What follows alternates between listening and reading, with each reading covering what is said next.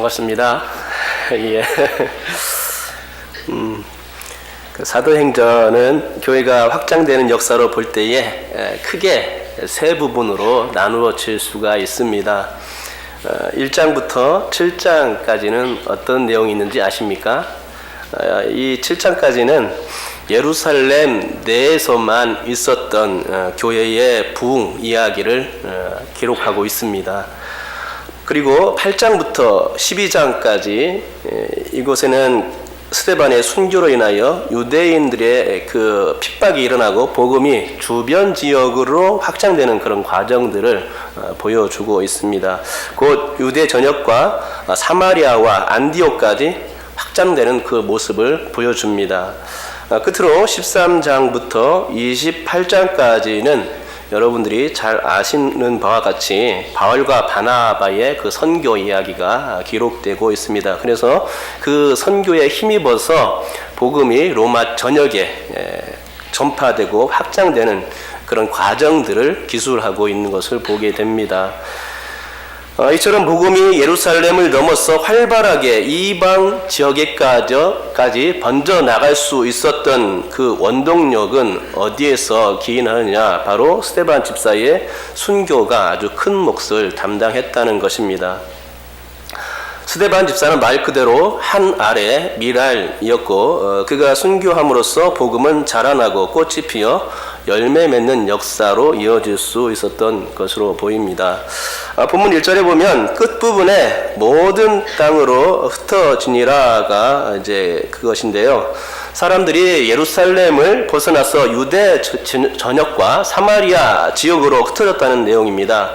근데 여기서 흩어지니라라는 이 말은 우리가 주목할 필요가 있는데 흩어지다라는 이 말 헬라어에는 씨앗과 관련된 뜻이 있습니다. 우리가 봄철에 씨앗을 뿌리지 않습니까? 그러면 씨앗을 뿌리면 그 벽시 한 움큼을 잡아서 땅에 뿌릴 때에 그 뿌려진 씨앗이 한 곳에만 뿌려집니까? 그래서 한 곳에만 뿌려져서 한 곳에만 싹이 자라나고 또 그곳에서 열매가 맺히고 그런가요? 그렇지는 않습니다. 한 움큼을 벽시를 잡아서 땅에 뿌리게 되면 사방으로 흩어지게 되어 있죠. 집중적으로 한 곳에만 쌓이지 않는다는 것입니다. 그래서 이 뿌렸을 때에 사방으로 흩어지는 것이 원칙인데 유대인들을 인하여서 핍박하는 그 유대인들을 인하여서 예루살렘에 있는 성도들을 박해함으로 인하여서 그 그리스도인들이 세상 가운데 로마 전역 가운데 흩어지게 되었다는 것입니다. 그래서 유대 각 지역으로 그렇게 가기 싫어하는 사마리아로 더 넓게는 안디옥과 로마 전역까지 복음의 벽시가 사방으로 흩뿌려지게 된 것입니다. 본문에 보면 예루살렘 교회에 있은 큰 박해 때문에 사람들이 흩어진 것으로 되어 있습니다. 이 박해는 스데반을 죽인 유대인들에 의해서 일어났죠. 스데반이 죽을 때 그곳에 청년 하나가 있었는데 그 사람은 다름 아닌 바울이었습니다. 그때 당시에는 바울이 아니라 사울로 이름을 불려졌죠. 그런 스데반이 죽는 그런 장면을 보고서 이런 생각을 가졌을 것이라 생각합니다. 이것이 바로 내가 할 일이다. 이런 생각, 이런 결심을 했던 것으로 보입니다. 그 결심은 스데반이 죽고 나서 이제 현실화되었습니다. 그는 그래서 온 힘을 다해서 교회를 잔멸하는 일에 힘을 쓰게 된 것입니다. 스데반뿐만 아니라 하나님의 율법을 수호하려는 율법주의적인 생각을 가졌던 그 많은 사람들도 스데반의 일에, 박해의 일에 동조를 했습니다. 율법주의 유대인들은 그리스도인들이 율법을 허문다고 생각했던 것이죠. 그래서 그리스도인들을 허용하면 안 되겠다라고 생각했고 그래서 핍박하게 된 것입니다. 대제사장의 허락을 받아서 공식적으로 그리스도인들을 핍박하는 인물이 바로 사울 주동자가 되었고 그와 뜻을 같이 하게 된 사람들이 협력하여서 교회를 큰 핍박으로 몰아가게 된 것이죠. 그럼 이 큰 핍박이 과연 극렬한 유대주의자들에 의해서 일어난 것이겠는가 한번 생각해 볼 필요가 있습니다. 하지만 이 얘기는 절반만 맞는 얘기 같습니다. 큰 핍박이 일어나게 된 궁극적인 원인은 유대인들이 아니라 오히려 하나님의 역사로 된 것이다. 이렇게 생각하는 것이 맞습니다. 하나님은 악인들을 통해서도 당신의 선하신 뜻을 펼쳐 나가시는데 예수께서 십자가에 못 박혀 돌아가실 때에도 그랬었고 본문 상황에서도 그렇게 하셨다고 보아야 맞습니다. 과거 예수님께서 십자가를 치실 때에 하나님은 대제사장의 입술을 열어서 당신의 뜻을 계시하셨던 적이 있지 않습니까? 대제사장은 예수님을 신문하면서 이렇게 말했습니다. 한 사람이 백성을 위하여 죽어서 온 민족이 망하지 않게 되는 것이 너희에게 유익한 줄을 생각지 아니하는도다. 이 말은 절대 선한 의도의 말이 아닙니다. 예수를 죽이고자 하는 그 뜻이 그곳 가운데 있었습니다. 그래서 순수하게 이 말만 따져놓고 볼 때는 맞는 말이지만 그 뒤에는 아주 흑심이 깔려 있었던 말인 것이죠. 그러나 이 말은 하나님의 뜻과 일치되는 말이었다는 것입니다. 예수님 한 분이 죽어서 온 민족에게 구원의 길이 열리게 된 것을 그 말로써 선포하게 했던 것이죠.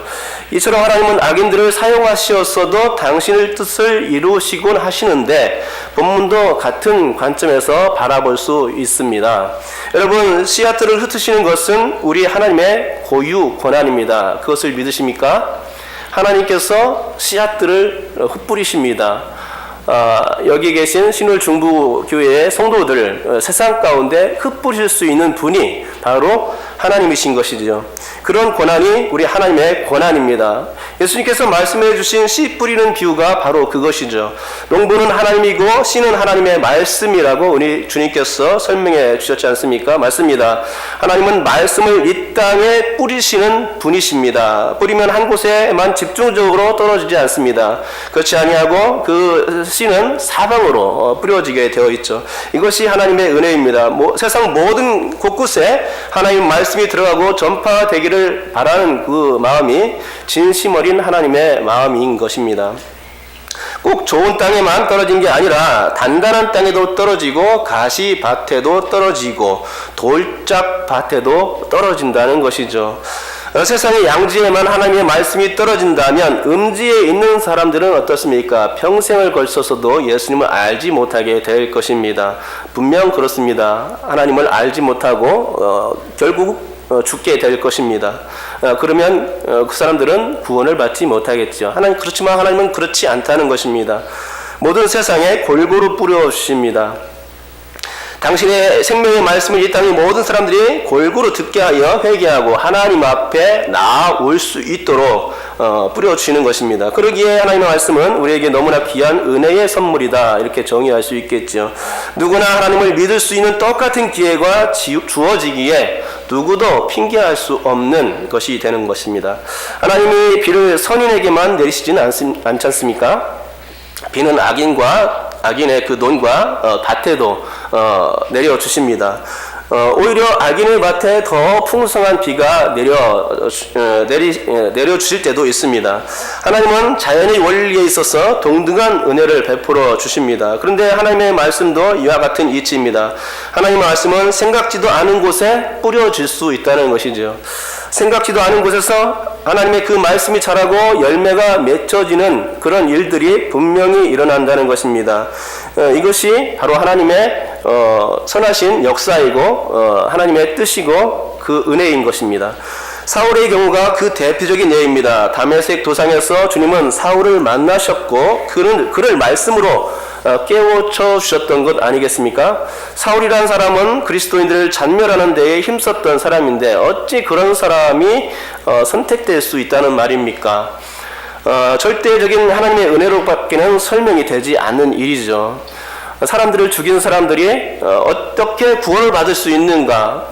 여러분들은 그것들을 생각할 때에 이해가 되지 않습니다. 그러나 그것은 하나님의 뜻입니다. 하나님께서 그들에게도 복음의 음지에 있는 사람들에게도 구원을 베푸시고자 하시는 그 뜻이 하나님께 있는 것이죠. 그래서 우리는 생각지 못하겠지만 하나님은 하실 수 있는 부분이고 그것이 우리는 은혜로 받아들여야 될 부분이라는 것입니다. 하나님은 사울을 택하시고 그의 단단한 그 마음을 좋은 토양으로 만들어 주셨던 것을 보게 됩니다.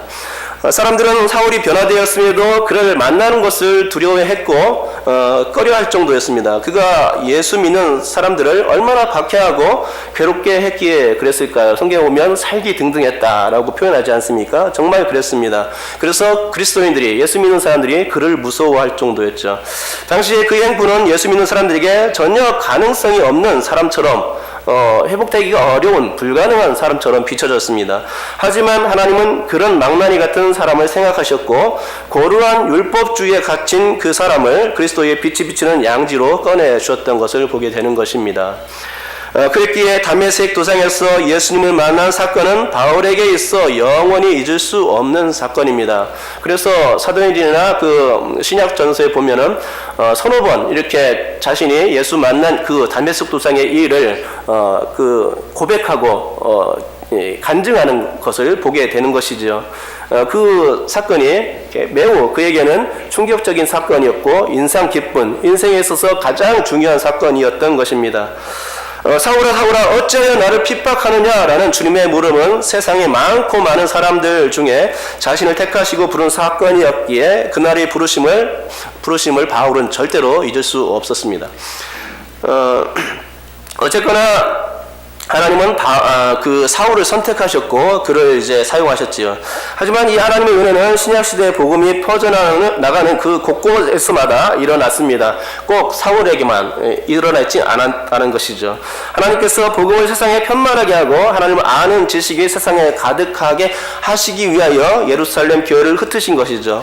이 일은 잃어버린 영혼을 구원하시기 위한 하나님의 말씀의 흩뿌림 사건이었습니다. 악인들의 잔꾀와 이기심과 열성을 도구로 하여서 당신의 뜻을 펼쳐주신 것입니다. 요즘 교회들이 지교회 중심으로 많이 움직이고 있는 현상이 보이는데 그런 현상과 같은 것입니다. 교회 내에서는 뛰고 날지만 외부로의 움직임은 상당히 미흡하게 짝이 없습니다. 복음의 역동성은 분명히 교회에 있어야 하겠지만 복음의 지향성도 함께 있어야 하는 것이 맞습니다. 그래야만 복음의 음지에도 하나님의 말씀이 선포될 것 아니겠습니까? 가시밭과 돌짝밭 같은 곳에도 예수 그리스도가 전파되는 것은 복음의 지향성 때문에 가능한 것입니다. 구원의 소식이 들려질 수 있는 것, 그것은 복음의 지향성, 복음의 역동성만 있으면 되지 않는다는 것이죠. 복음의 지향성이 함께 가야 하는 것입니다. 씨앗들이 뿌려지는 것은 실로 하나님의 역사에 의한 것이죠. 하나님의 말씀의 씨앗은 여러 가지 형태로 뿌려질 수 있는데 아마 이게 세 가지 정도로 생각할 수 있을 것 같습니다. 우선 하나님이 직접 뿌리실 때도 있습니다. 사울에게 그렇게 하셨습니다. 하지만 보통은 그렇게 특수한 역사를 하시지는 않습니다. 사울의 경우는 아주 특별한 경우였죠. 예수님께서 직접 사울에게 나타나셔서 그를 변화시킨 사건이기 때문에 매우 특별한 사건이라는 말입니다. 둘째로 사람들을 통해서 뿌려주십니다. 사람들에게 하나님의 말씀을 심어주시고 그 심겨진 말씀을 전파하게끔 하시는 것입니다. 구약에서는 주로 이 일을 선지자들이 감당했습니다. 그리고 신약에서는 사도들과 주의 제자된 그 또 모든 성도들이 이 일을 감당해야 할 것입니다. 주께서는 너희가 증인이 되어 나의 복음을 세상에 뿌리라고 명령을 내리신 것 아닙니까? 그러니까 이렇게 보면 여기에 있는 모든 성도들, 신월중부교회의 모든 성도들은 다 하나님의 말씀을 뿌리는 대언자가 되는 것입니다. 세 번째는 기록된 말씀으로 뿌리십니다. 이 클리프 선교에 의하면 2017년 현재의 성경 번역 현황을 알려주는데 다음과 같습니다. 1400개 이상의 언어로 신약 성서와 신약의 일부가 번역되었다고 하고요. 600개 이상의 언어가 이미 완역되었습니다. 7천여 개의 언어 중에 165개의 나라에 2400개의 언어가 번역 중이고 아직도 1600개의 언어에 1억 6천 명이 그들의 언어로 성서 번역이 필요한 상황이라고 합니다. 이처럼 아직도 성경 번역의 길은 멉니다. 하지만 벌써 모든 나라의 언어로는 번역이 완료된 상태입니다. 전 세계의 공인국이 비독립국을 포함해서 242개 국인데 적어도 242개의 언어로는 번역이 되어 있다는 것입니다. 아직도 소수민족들을 위한 부족 언어들이 번역이 안 되었지만 지금도 성경 번역자들에 의하여서 끊임없이 이 일이 시도되고 있습니다. 하나님의 말씀이 성경 번역을 통해서 온 세상에 계속해서 흩뿌려지고 있는 것입니다. 올 후반기에 개봉되었던 그 예수는 역사다의 실제 주인공인 리 스트로벨 목사님도 성경 번역의 덕을 입은 최대의 수혜자라고 할 수 있겠지요. 그는 미국 트리뷴지의 최연소 신입 기자로 입사한 후에 승승장구했습니다. 사회에서 인정받는 사람이었지만 그러나 그는 예수를 믿지 않았던 사람입니다. 하지만 아내가 신앙의 길로 들어서자 정말 하나님의 존재를 알고 싶어서 연구를 시작했던 것입니다. 이 연구는 성경이 잘못되었다는 것을 증명하기 위해서였는데 연구하면 연구할수록 어떤 마음이 들었습니까? 성경 이야기가 정말로 역사적인 이야기구나. 예수는 역사다라는 사실을 알게 되었던 것이죠. 그런 결론밖에 낼 수 없었던 것이 바로 성경 이야기였습니다. 결국 그는 십자가와 부활이 역사적 사실임을 인정할 수밖에 없었습니다. 그것이 무엇입니까? 성경을 통해서 기록된 말씀을 통해서 그가 그렇게 변화될 수 있게 된 것이죠. 성경을 읽으면서 연구하던 중에 성경에서 들려오는 막강한 하나님의 말씀을 듣지 않을 수가 없었던 것입니다. 그렇습니다. 성경 번역은 하나님의 말씀을 흩뿌리는 하나의 방편으로 사용되고 있는 것입니다. 그런 면에서 오늘 본문의 이야기는 하나님의 말씀을 가진 사람들을 흩뿌려서 복음이 전파되게 하시는 하나님의 방법이라 하겠습니다. 예루살렘 교회의 성도들은 유대인들이 흔들어대는 그 박해를 견딜 수 없어 했습니다. 그래서 박해를 피해서 여기저기 흩어졌죠. 특별히 다메섹도 갔고 또 사마리아도 갔습니다. 사마리아는 유대인들이 그렇게 싫어하는 장소가 아닙니까? 그런데도 불구하고 사마리아 땅에 들어갔다는 것입니다. 왜 들어갔습니까? 복음을 전파하기 위해서 그 사마리아 땅에 들어간 것이죠. 그 다메섹에는 이미 아나니아라는 사람이 있었고 아나니아라는 사람은 바울이 변화되었을 때에 안수해 준 사람입니다. 그래서 눈을 뜨게 해준 사람인데 벌써 이 다메섹 지역에는 벌써 예수 믿는 사람들이 들어가서 벌써 사역을 하고 있었던 것이죠. 또 사마리아에서 대표적인 예는 빌립 집사입니다. 예루살렘에 핍박이 일어나자 사마리아로 당장 들어가서 복음을 전파하기 시작했던 것입니다. 빌립은 성령의 인도하심에 의해서 이디오피아의 내시에게 복음을 전하기도 했습니다. 그래서 빌립이 전한 그 복음은 분명히 아프리카 지역에 복음의 뿌리를 내리게 되었을 줄로 믿습니다. 또한 나중에 그 바나바와 또 그 바울이 안디옥 교회에서 파송되죠. 그래서 선교지로 들어가서 로마의 곳곳에 하나님의 복음을 뿌리게 됩니다. 특별히 소아시아 지역이 복음화되었고 요한계시록의 7 교회가 형성되는 계기가 되었음을 보게 되는 것입니다. 여러분, 우리는 하나님의 말씀의 씨앗이 되어야 합니다. 우리가 성경을 번역할 수 있는 것은 아니지 않습니까? 우리가 초능력을 써서 사람들을 변화시킬 수 있는 상황도 아니지 않습니까? 우리는 그저 하나님의 말씀의 씨앗이 되어서 세상으로 나가야 합니다. 세상의 그늘진 곳에 가서 예수님을 전해야 할 그 사명이 우리에게 있습니다. 복음의 사각지대에 가서 하나님이 살아계심을 증거해야 합니다. 따뜻한 사랑이 미치지 못하는 곳에, 그리스도의 사랑이 미치지 못하는 그곳에 가서 하나님의 사랑의 손길을 느낄 수 있게, 예수님의 마음을 느낄 수 있게 해주어야 하는 것이 바로 우리들이 해야 할 몫입니다. 우리 사회 곳곳에 어두운 곳이 많습니다. 그곳들이 어디입니까? 양로원, 고아원, 요양원, 유치장, 구치소, 교도소, 낙도와 오지, 이런 곳에 우리의 손길이 미쳐져야 하지 않겠습니까? 그리고 거지와 불황아, 노숙인, 가출학생, 탈북민, 외국인 노동자, 독거노인, 중증 환자들에게도 그리스도의 빛을 비춰주고 또 그들에게 구원의 길을 제시해 줄 수 있어야 합니다. 이것이 바로 성도가 해야 할 일이고 또 교회가 해야 할 일인 줄 믿습니다. 복음의 지향성이 역동성에 매몰될 때에 어떤 현상이 벌어질 수가 있겠습니까? 그것은 바로 안주입니다. 예루살렘 교회가 그랬습니다. 적어도 스데반 집사가 순교하기 전까지 그랬다는 것입니다. 안주의 성향은 하나님의 그런 생각이 아니죠. 하나님은 골고루 뿌리시기를 원하지만 안주의 그 현상 가운데 있으면 골고루가 아니라 집중적으로밖에 뿌려질 수 없는 것입니다. 그래서 역동성은 있겠지요. 하지만 더 이상 복음은 세상을 향해서 나가지 못하게 되는 단점이 있죠. 그렇게 생각한 대표적인 사람이 베드로였습니다. 베드로는 고넬료와 그의 가정에 세례를 베풀기 전에 이방인을 꺼리는 생각으로 가득해 있던 사람입니다. 베드로는 환상 중에 보자기 속에 짐승들을 보면서 속되고 깨끗하지 못한 것을 결코 먹을 수 없다라고 말했던 사람입니다. 이방인에게 복음을 증거하는 것을 그가 거부했음을 이 사건을 통해서 알 수 있는 것이죠. 그렇기 때문에 그의 마음이 어떤 마음이었느냐? 바로 안주의 마음이었다, 이렇게 말할 수 있을 것입니다.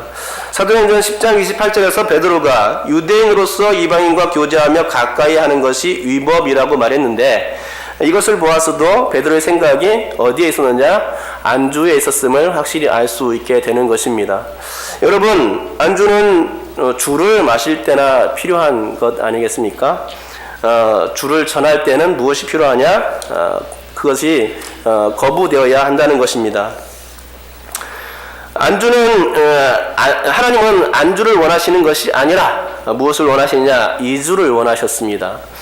너희들은 예루살렘 안에서만 똘똘 뭉칠 게 아니라 움직여야 한다. 이주해야 한다. 너희들이 복음의 역동성을 원하듯 세상의 다른 곳도 그 복음의 역동성을 기대하는 사람들이 많다. 그러니 이주해라 하는 것이 하나님의 그 말씀이었죠. 그래서 흩어지게 하신 것입니다. 그래서 디아스포를 향하여서 가게 하신 것입니다. 세상을 향해서 가라. 어디든지 복음이 사각지대로 가고 복음의 그늘진 곳으로 가라. 이것이 초대교회 사람들에게, 예루살렘 교회 성도들에게 하신 하나님의 말씀이었음을 보게 됩니다. 박해가 강하면 강할수록 흩어짐의 수위는 더해지고 그것은 하나님의 사인이 강력하게 일어난 것과 같았던 것이죠. 그러나 이렇게 흩어지는 현상 가운데서도 중요한 게 한 가지 있습니다. 안주하지 말라고 말씀하셨다고 해서 복음의 분수령이 되는 출거지까지 헐어버려서는 안 된다는 것입니다. 무엇이든 근거지가 있을 때에 힘을 얻을 수가 있는 것이죠. 우리 그리스도에게는 신앙의 근거가 예수님이든 이 땅에 선교사를 파송하고 기도와 물질로 후원하는 것은 근거지는 어디냐? 바로 교회라는 것입니다. 교회가 있어야 이런 일들을 감당해낼 수가 있습니다. 우리들은 각자가 사는 집이 있기에 안정된 삶을 영위할 수 있듯이 선교 차원에서는 교회라는 근거지가 든든히 서 있어야 합니다. 8장 1절에 보면 사도 외에는 이라고 분명히 기록하고 있지 않습니까? 다른 사람들은 다 흩어졌지만 사도들은 예루살렘을 지켰다는 것이죠. 예루살렘 교회 근거지를 지켜두고 있었다는 것입니다. 큰 박해가 있었지만 하나님은 복음의 수출을 감당하는 근거지마저 없애지는 않으셨던 것을 보게 됩니다. 특히 예루살렘 교회는 당시의 모든 교회의 어머니뻘 되는 교회였기에 뿌리도 없이 사라져버리면 마음의 고향이 없어지는 것과 같아서 큰 타격이 될 수 있었던 것입니다. 사도 외에는 이라는 말이 이제 그것이죠. 사도들은 핍박이 와도 그 자리를, 예루살렘 교회를 굳건히 지켰습니다. 여러분, 교회는 없어져서는 안 됩니다. 세상에서 교회가 없어지면 더 이상 복음은 전파되지 않을 것입니다. 서양의 교회가 무너지면서 복음이 강력했던 그 나라들이 힘을 잃어버린 것 아닙니까? 다행히 우리나라는 아직도 교회가 왕성합니다. 그러기에 아직은 세계 선교의 제2의 자리를 지켜내고 있는 것으로 보입니다. 하지만 우리나라의 교회가 언제 무너질지는 모를 일입니다. 우리들이 지켜내지 아니하면 교회도 무너질 수밖에 없겠죠. 요즘 교회들에서 안타까운 소식들이 많이 들리고 교회의 위기가 왔음을 실감할 수 있는 것은 세상 사람들의 지탄 내용이죠. 아직은 아닐지라도 정신을 차리지 아니하면 교회의 터는 남지 않게 될 것입니다. 예루살렘 성전이 돌 위에 돌 하나도 남지 않고 무너졌듯이 교회도 우리가 지키지 아니하면, 믿음으로 일구어내지 아니하면 교회의 터는 없어질 것입니다. 교회가 없어진다는 것은 참으로 서글픈 일입니다. 그것은 성도들이 지켜내지 않았기 때문에 무너진 것이기 때문이죠. 예루살렘 교회의 사도들처럼 더욱 그래서 교회의 목회자들이 버팀목이 되어 주어야 합니다. 일제강점기 때 신앙을 지켜낸 것은 소수밖에 되지 않았지 않습니까? 많은 목회자들과 성도들이 신사참배에 넘어갔고 유혹과 고문의 배신의 길을 걸어갔던 것입니다. 그런데 그 와중에서도 일제강점기 때 굳은 절개로서 끝까지 신앙을 지켰던 그런 목사님들이 계셨습니다. 누군지 아십니까? 떠오르시는 분들이 계십니까? 제가 한번 그분들의 이름을 한번 말씀드리겠습니다. 이분들은 복음의 진리를 사수했던 분입니다. 육체적인 고통이 찾아와도, 아무리 심한 박해가 핍박이 와도 그것을 지키고 신사참배를 거부하고 하나님을 드러냈던 사람들이죠. 제가 말씀드리겠습니다. 주기철 목사님, 이태석 목사님, 김관주 목사님, 김철훈 목사님, 서영훈 목사님, 최봉석 목사님, 이런 분들입니다. 이분들이 계셨기에 그나마 신앙이 오염되지 않을 수 있었고 계승될 수 있었습니다. 여러분들이 이 자리를 지킬 수 있게 된 계기입니다. 그분들의 결사적 순교의 정신이 없었다면 대한민국의 운명은 없었을지도 모릅니다. 대한민국의 교회는 세워지지 않았겠지요. 그분들이 지켜낸 신앙, 그분들이 지켜낸 조국이 있었기에 대한민국이 건재할 수 있는 것이고, 또 교회가 굳건히 설 수 있게 된 토대가 된 것입니다. 여러분, 그렇습니다. 교회의 사명은 모이는 것과 흩어지는 것입니다. 그런데 이 둘 모두를 다 잘 감당해내야 하는 것이죠. 모이면 예배하고 기도하고 말씀에 든든히 힘써야 하는 것입니다. 교회가 세상의 구심점이 될 수 있기를 힘써야 하는 것입니다. 교회의 교회됨이 살아날 수 있도록 부단히 애써야 합니다. 그리고 이런 구심점이 흔들리지 않는 가운데 흩어지는 일도 감당해내야 합니다. 이것이 교회가 해야 할 일들입니다. 흩어질 때는 반드시 예수의 이름을 붙들고 나가야 합니다. 교회에서 예배드렸으니까 오늘은 됐다는 식으로 예수 이름을 끊고 살아서는 안 됩니다. 언제든지 열려진 전도의 통로, 전도의 기회에 예수님을 전할 준비가 되어 있어야 합니다. 그것이 흩어지는 교회의 사명입니다. 잠깐 구약으로 돌아가서 흩음의 역사를 살펴보겠습니다. 아수르와 바벨론의 이스라엘과 유다가 멸망당한 사건은 분명히 흩음의 사건이었습니다. 북이스라엘은 주전 722년 아수르에 멸망당했고, 남유다는 주전 586년 바벨론에 의해서 멸망당했습니다. 아수르는 현재 이라크의 수도인 바그다드를 경계로 북쪽에 위치해 있고, 바벨론은 바그다드를 중심으로 남쪽에 위치해 있지 않습니까? 하나님은 이스라엘과 유다를 멸망시켜서 많은 백성들을 그렇게 메소포타미아의 북쪽 지방과 남쪽 지방으로 끌려가게 하셨던 것입니다. 하지만 그렇게 됨으로써 이스라엘은 세상이 넓다는 것을 알게 되었고, 자신들이 우물한 개구리였으며, 또 하나님은 팔레스타인 땅에만 계시지 않고 멀리 이국 땅에도 계시며 그곳에서 여전히 역사하고 계심을 그들이 깨달을 수 있었던 것입니다. 여러분, 나라의 멸망은 이스라엘에게 참으로 안타까운 일입니다. 하지만 그것은 이스라엘을 흩기 위한 하나님의 뜻이었습니다. 이스라엘의 멸망을 통해서 하나님은 이방 땅에 디아스포라 유대인들을 심어주셨던 것입니다. 유대인들이 세상의 곳곳에 흩어짐으로 인하여서 유주한 바로 그 땅에서 하나님을 알리는, 이방인들에게 하나님을 알리는 계기가 되었던 것입니다. 또한 포로 때부터 이방 땅 곳곳에는 유대인 회당이 세워지는 계기가 되었습니다. 중간기 때까지 회당이 세워지는 일이 계속 진행되었습니다. 유대인들은 10명만 되는 회당을 짓기에 참으로 많은 회당이 이방 땅에 세워졌을 것으로 보입니다. 또한 이방에 세워진 이런 회당들은 나중에 나중에 바울 선교를 원활히 할 수 있는 원동력, 발판이 되어주기도 했습니다.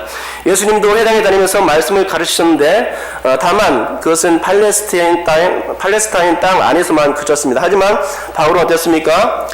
로마 전역에 그 복음을 전하면서 그 각 지역에 그 세워진 회당들을 돌아다니면서 복음을 전할 수 있었던 것을 보게 됩니다. 그러니까 이스라엘의 멸망은 철저히 예수 복음 전파의 기초가 되기 위한 하나님의 선견적 역사였음이 디아스포라 유대인과 회당을 통해서 알 수 있게 되는 것입니다. 진정으로 하나님은 당신의 말씀으로 충만한 세상을 만들기 위하여 흩뿌리는 역사를 계속하셨고 앞으로도 그 일은 계속하실 것입니다. 이스라엘을 가나안 땅에 정착하게 하신 것도 일종의 흩뿌림의 뜻 가운데 진행된 일이었습니다. 지중해 동부 해안 지역을 레반트 지역이라고 합니다. 레반트는 해가 뜨다 라는 뜻을 가지는데 가나안 땅이 바로 레반트 지역에 속합니다. 그곳은 정말로 해가 뜨는 곳이었습니다. 세상에 빛을 비추어야 할 그 장소였습니다. 왜냐하면 이 레반트 지역은 교통의 요지가 되기 때문인데요. 가나안은 유럽과 아시아, 아프리카가 맞닿는 중심부에 위치해 있다는 것입니다. 모든 육로가 이곳을 통과해야 하기 때문에 하나님은 지리상의 요충지에 가장 중요한 민족을 배치해 두셨던 것입니다. 그것은 어디로든지 뻗어나갈 수 있는 지정학적 위치에 있고 하나님을 잘 알 수 있는 최적의 장소였던 것입니다. 곧 레반트 지역은 하나님의 말씀을 흩뿌릴 장소였던 것이죠. 하지만 이스라엘 민족은 그렇게 하질 못했고 율법주의, 선민주의, 또 국수주의, 민족주의에 푹 절어서 말씀의 중심지 역할, 말씀을 수출해낸 중심지 역할을 제대로 해내지 못했다는 것입니다. 그래서 결국은 흩을 수밖에 없었는데 이것은 하나님의 뜻이었고 흩어짐은 디아스포라를 형성하는 원인이 되었던 것입니다. 또한 이들 디아스포라 유대인과 그들이 지은 회당은 나중에 복음을 전파하는 중요한 기반이 되어준 것입니다. 하나님의 세상에 당신의 말씀을 흩뿌리시겠다는 의지가 세상 역사 가운데 조금씩 현실화되었고 지금은 말씀의 홍수를 경험하게 된 것이죠. 하나님의 뜻이 이루어진 것처럼 보입니다. 하지만 그럼에도 불구하고 말씀이 지쳐있는 이 시대는 기현상이 있습니다. 그것은 성경책이 넘치는 시대임에도 불구하고 성서가 귀한 줄 모르는 시대가 되어가고 있다는 것입니다. 설교도 많이 들을 수 있는 시대가 되었지만 설교는 그냥 들어주는 거지 깨닫거나 변화되기 위한 수단으로 사용되지는 않습니다. 뭔가 잘못되어지고 있습니다. 하나님은 말씀을 통해서 역사하려고 하는데 이 말씀을 받는 사람들은 그렇게 하지 않고 오히려 성도들도 그렇게 하지 않는 경우가 많이 있다는 것이죠. 말씀을 마칠까 합니다. 말씀드렸듯이 하나님은 온 세상에 당신의 말씀을 흩뿌려 영혼들을 구원하시려는 열망으로 가득 차 계십니다. 그래서 친히 사람들에게 계시하시기도 하시고 성경 기록을 통해서 번역을 통해서 구원의 길을 제시하여 주십니다. 하지만 무엇보다도 중요한 것이 있습니다. 사람들이죠.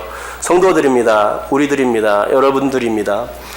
하나님이 원하시는 한 사람, 그것은 바로 나 자신입니다.